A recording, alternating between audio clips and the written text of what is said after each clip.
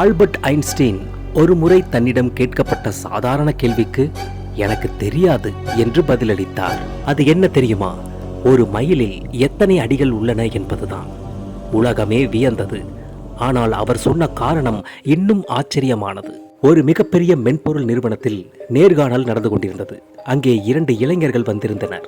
முதல் இளைஞனிடம் ஒரு கேள்வி கேட்கப்பட்டது. இந்த கட்டிடத்தின் உயரம் என்ன?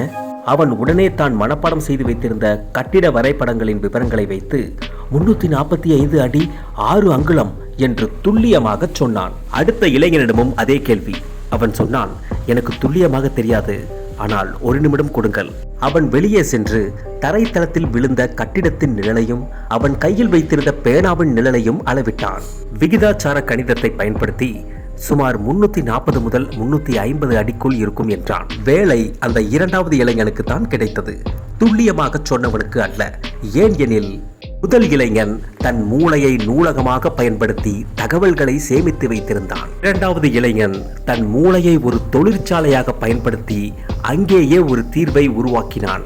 நமது மூளை தகவல்களை சேமிக்கும் ஒரு ஹார்ட் டிஸ்க் அல்ல, அது சிந்தித்து புதியவற்றை படைக்கும் ஒரு சூப்பர் கம்ப்யூட்டர். அதை தகவல்களால் நிரப்பாமல் தேடல்களால் நிரப்புவோம்.